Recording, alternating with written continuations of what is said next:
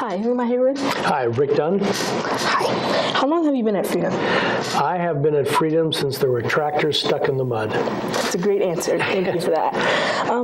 What subjects have you taught within your teaching career? Well, when I first started here, I mostly just taught world history and American studies, U.S. history. How many years have you been working at Freedom? Well, I started when I was at Liberty High School, the year before Freedom opened. I was on the planning team. There was 8 of us teachers and the then principal. And then, so I've been here since day one here, minus 1 year there. So forever. What subjects have you taught here at Freedom? World history, American studies, U.S. history, actually world studies, world history. We've started a couple different programs here. What kind of things have you done outside of your teaching? Sure. In the beginning, especially, I started here as the varsity baseball coach. I did yearbook for the first 10 years we were here. I have been academy coordinator for the Arts and Media Academy for many years. I was department chair for the social studies department for many years. We used to have a couple different site-based, we have like site-based management now. We had an earlier version that I was a chairman, and I kind of ran those meetings early on. Yeah, I did a lot. Have you been Teacher of the Year before? Yeah, I've been lucky enough to be Teacher of the Year, believe it or not, twice. The very first year, that one's special because that was voted on by my peers because the district didn't even offer us a chance at Teacher of the Year. And all of us got together that very first year and had special awards, including some goofball awards because I messed up so bad that first year that I forgot to put my principal and vice principal in my very first year of yearbook. And so that year I got Teacher of the Year. The first year, I also got the biggest oops of the year. And then I've been in another time a couple of years later. Why do you think they picked you? I have no idea. I guess somebody thinks I do okay, I guess. What can you tell me about a walk-through time? Yeah, have you seen those murals in the multipurpose room? I have. All those murals were from one of the first 2, maybe 3 years when we did a walkthrough time. Ms. Johnson and myself, who have been teaching together for an awful long time, we started a decades project in American Studies. And we decided to do it's a decades project on steroids, I call it.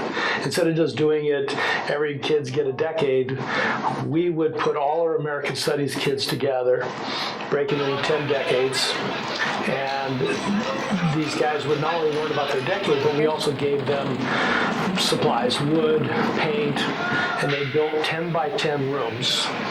They had to paint the walls, they had to be in costume, and the idea was you walk in the 1900s, and then there'd be a door that is attached to the 1910s, the 1920s, 30s, 40s, and so you literally would walk through each room. There'd be 10 rooms in the first years, and then you'd come out in the 2000s. And so every year, every kid that was in there was a different character from that decade. They were in costume of that decade, and all of the room was painted to represent their decade of some theme from that decade. It was fun. Sounds fun. Here with Ms. Johnson, and I just wanted to ask you a few things about walkthrough time. So, as a whole, how do you think it's been going so far? It's been going really well. I've been impressed with how they have worked together and helped each other and just kind of brought the whole thing together. And I think I'm going to be even more impressed tonight when they do their performances, because it's just like, they think, oh, we're not going to be able to do it, it's cool, and and then they do it, and they do a really good job with it. So it's going really well. Do you have any words of advice for the students in your class, or just any student who wants to learn about history? I think I don't know if it's about history or just anything, is I know it sounds kind of like a cliche, but I mean it. Try to be the best version of you every day. And sometimes that best version might not be a lot. Maybe just getting to class is that best version of you that day. But if you try and you strive to be the best version of you every day, you're going to be successful at whatever it is you choose, whether it's my history class or anything else. And I just think it's really important that we understand that your education here is not for me. It's not for any teacher. It's not even for your parents necessarily. It sounds corny again, but it's really about you. Yeah.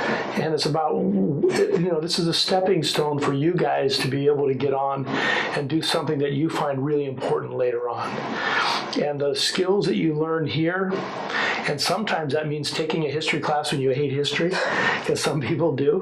They're not all geeks like me that love history. Sometimes that means just being able to do my best in a subject I don't like.